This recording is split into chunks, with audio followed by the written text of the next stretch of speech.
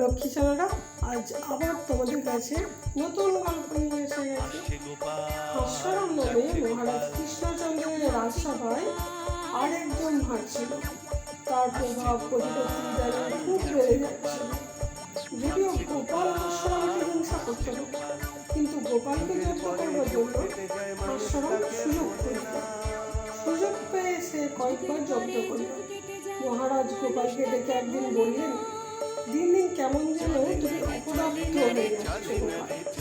হাস্যরাম বারবার তোমাকে জব্দ করছে, আর তুমি কিনা তাকে একবারও জব্দ করতে পারছো না। মুচকি হেসে গোপাল বলল, হুজুর, আপনি আদেশ করলে কি না পাই জানেন তো, স্যাকড়ার ঠুকঠা কামারের এক ঘা। মহারাজ কৃষ্ণচন্দ্র বললেন, ওটা তোমার বড়াই মাত্র, কিছুতেই তুমি জব্দ করতে পারবে না হাস্যরামকে। তোমার থেকে পিঠের বেশি শ্যামা হাস্যরাম। গোপাল জানালো, বেশ, আপনি যখন বলছেন তখন হাস্যরামকে আমি কাঙ্গারাম বানিয়ে ছাড়ব। পরদিন থেকেই হাস্যরামকে জব্দ করবার জন্য গোপাল তৎপর হল। সুযোগও এসে গেল। গোপাল খবর পেল যে পরদিন হাস্যরাম যাবে তার দেশের বাড়ি। সরপুরিয়া দইয়ের জন্য ময়রাকে আগে থেকে বায়না দিয়ে রেখেছে এবং একজন জেলেকে একজোড়া ইলিশ মাছ আনতে বলেছে। অনেকদিন পর হাস্যরাম দই, ইলিশ আর সরপুরিয়া নিয়ে বাড়ি যাবে। কৃষ্ণনগর থেকে 10 মাইল দূরে বাড়ি হাস্যরাম।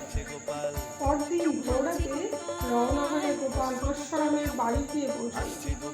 হাস্যরামের মা চিনতেন গোপালকে, তাই গোপালকে তিনি দুপুরে খেয়ে যেতে বললেন।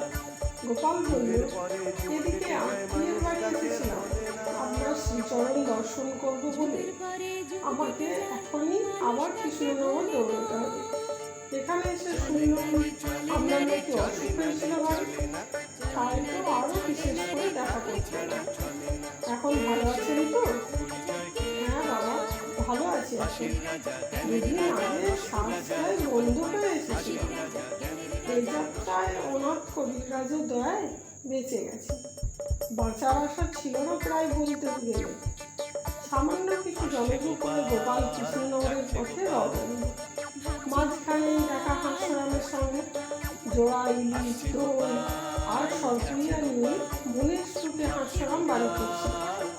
পথে গোপালকে দেখে হাস্যরাম জিজ্ঞাসা করল, এদিকে কোথায় গিয়েছিলে গোপাল? মুখ হাসু করে গোপাল জানালো, গতকাল তোমাদের গ্রামে এক আত্মীয়ের বাড়িতে এসেছিলাম, এখন কৃষ্ণনগরে ফিরছি। তা হাস্যরাম ভাই, একটু তাড়াতাড়ি বাড়ি ফিরে যাও। ঘাবড়ে গিয়ে গোপালকে পাল্টা প্রশ্ন করলাম হাস্যরাম, কেন, হলোটা কি গোপাল?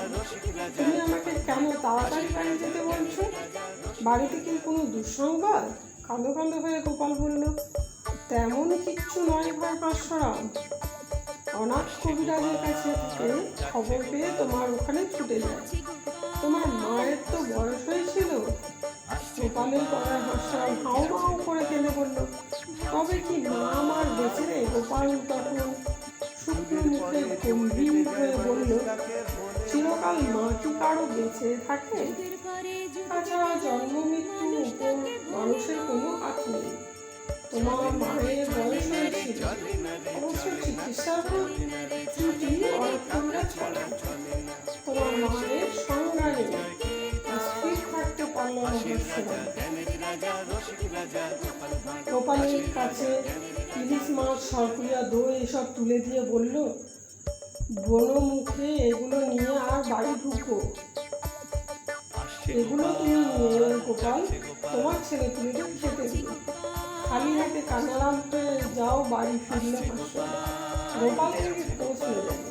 মহারাজ কৃষ্ণচন্দ্রের বাড়িতে উপস্থিত হলো ইলিশ মাছ, দই আর সরপুরিয়া।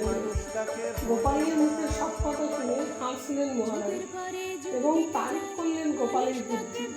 হাস্যরাম তারপর থেকে গোপালকে সমীহ করে চললেন এবং প্রকাশ্যে গোপালের শ্রেষ্ঠত্ব স্বীকার করতে বাধ্য। তারপর থেকে গোপালকে জব্দ করার কথা যে মনেও আনেনি কখনো।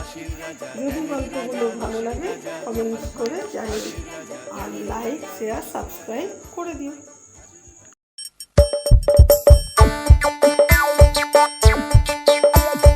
আসছে গোপাল, যাচ্ছে গোপাল।